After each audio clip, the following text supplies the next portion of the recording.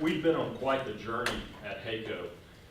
Some of you may be familiar with the company more as Temco Aviation. We are an MRO, so it's a maintenance, repair, and overhaul facility.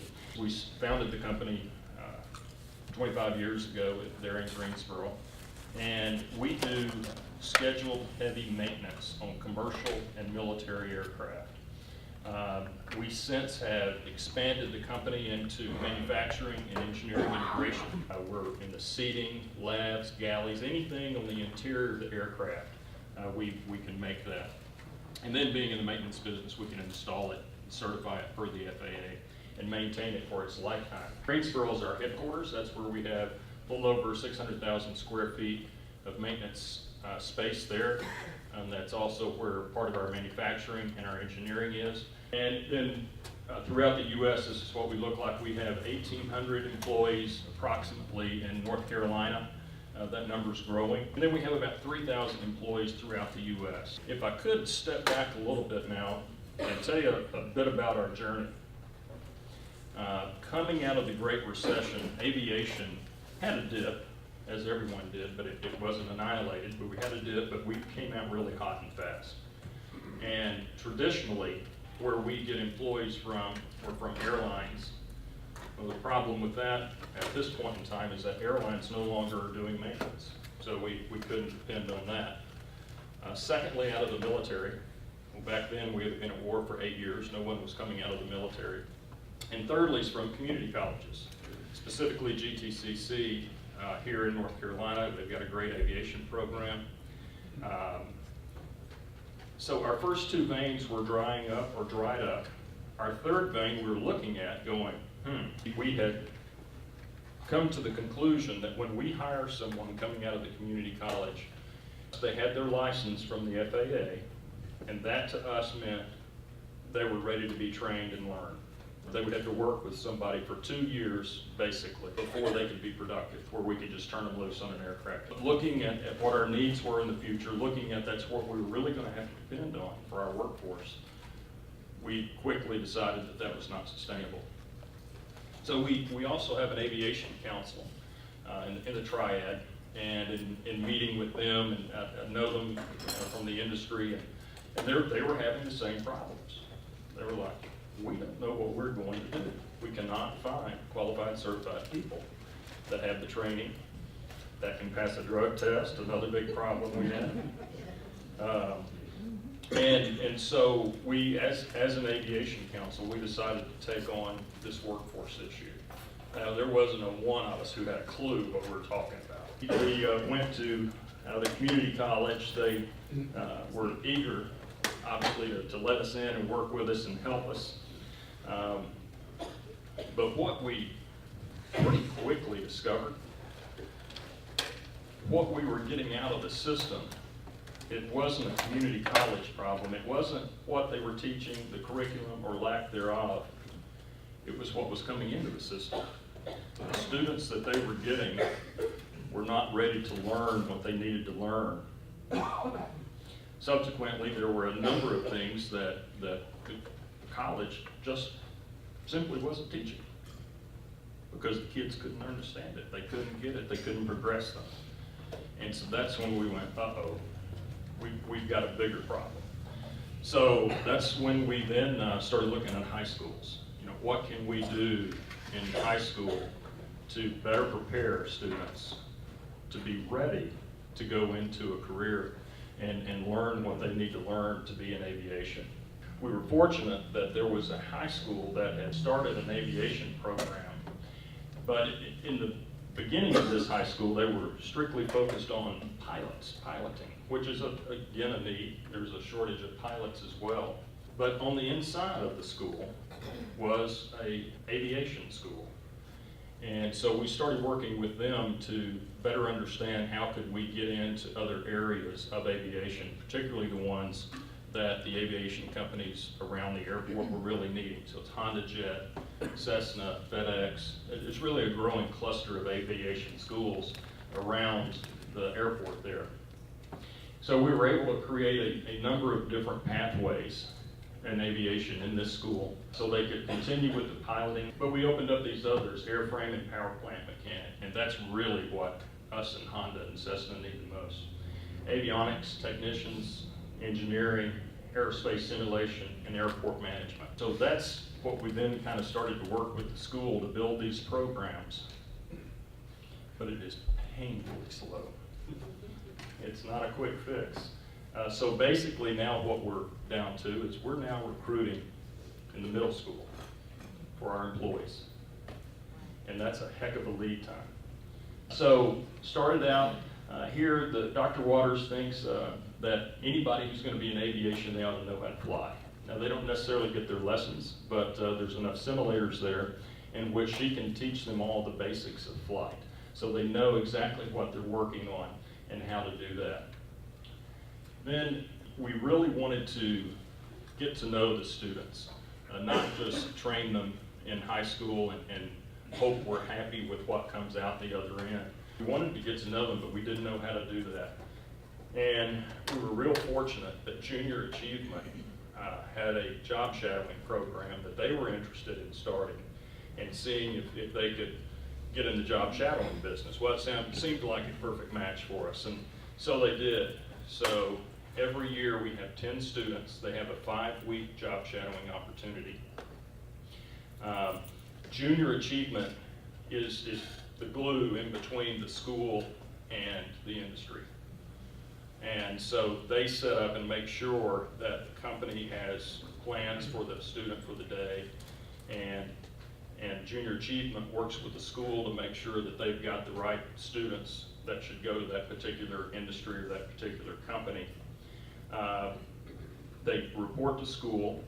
They then take a white bus to Haeco or to Honda or Cessna, and they spend the day with us.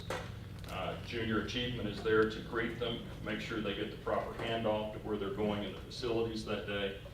They come back together for lunch, and Junior Achievement brings a lunch in like this, and they have a lunch and learn, work on soft skills each week, some type of lessons from everything from business ethics to how to have a business meal, and to really kind of start to assimilate them into those soft skills they're going to need as they continue their working career.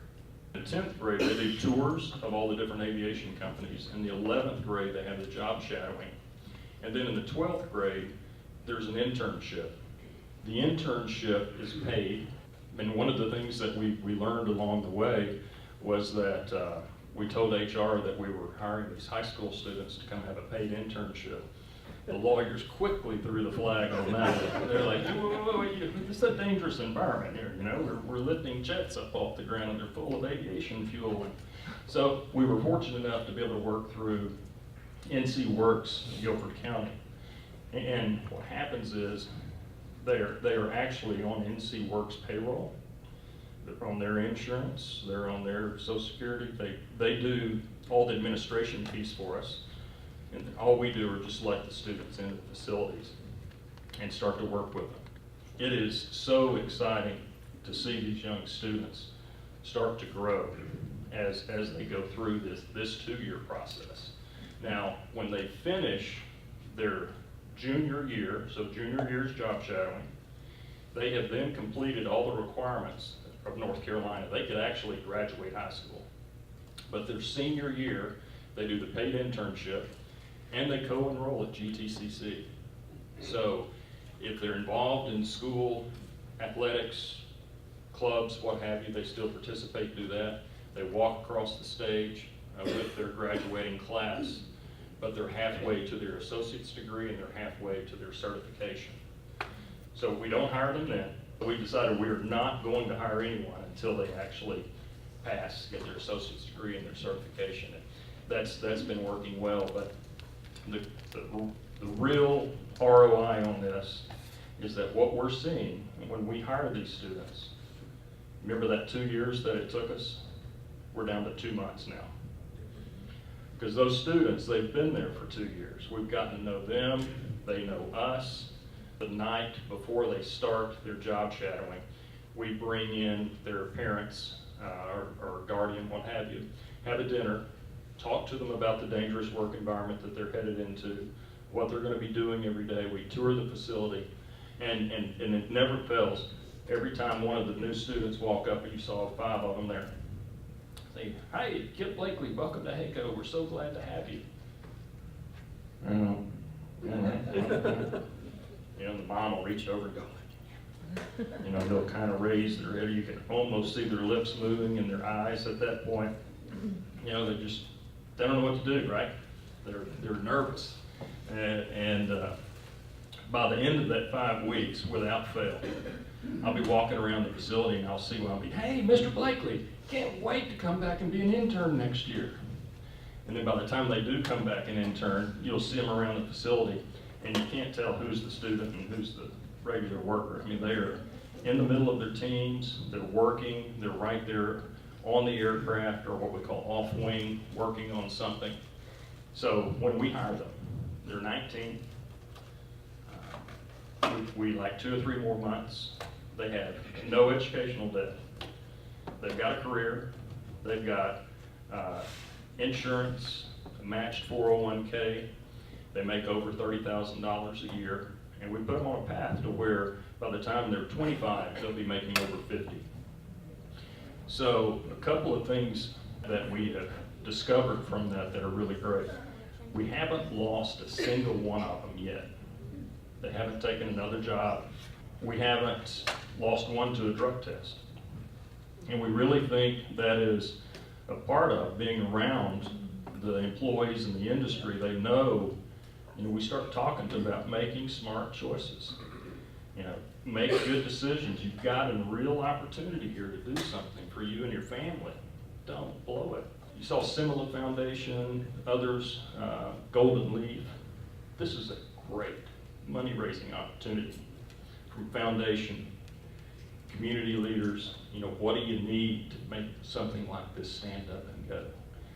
The city of Greensboro actually put in $75,000 into workforce development to do the intern program.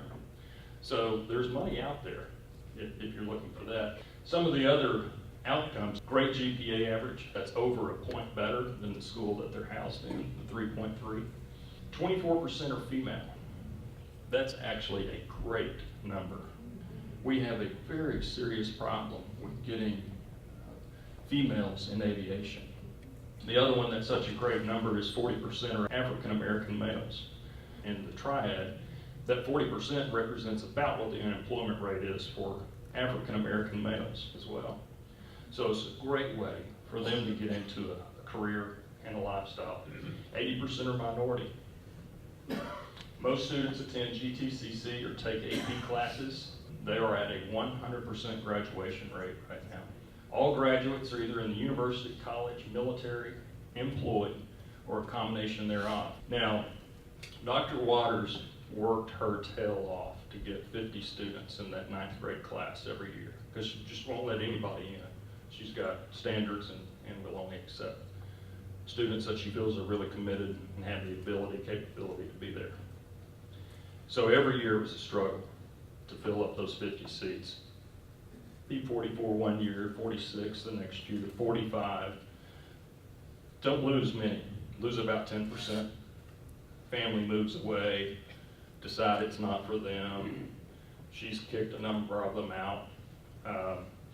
But so we get a pretty good attrition rate through there. But after the students and parents and teachers seeing how these students really are getting these opportunities to work and they really are stepping into a career, Dr. Waters decided to open this year's class to 100. She's got a waiting list, filled the 100 just like that. So the program is incredibly successful. We've learned some great lessons along the way on how to do something like this. But the most important ones are that business has to be at the table. You've got to be able to open up your doors and let the community college know what it is you need, what you want. Community college system has got to be there to understand it and verify that they're getting what they need, that the business is. And then obviously you've got to have the high school there as well, so that and making sure that we're teaching the right things with the right messages in high school to step them into the community college, to get them right into work.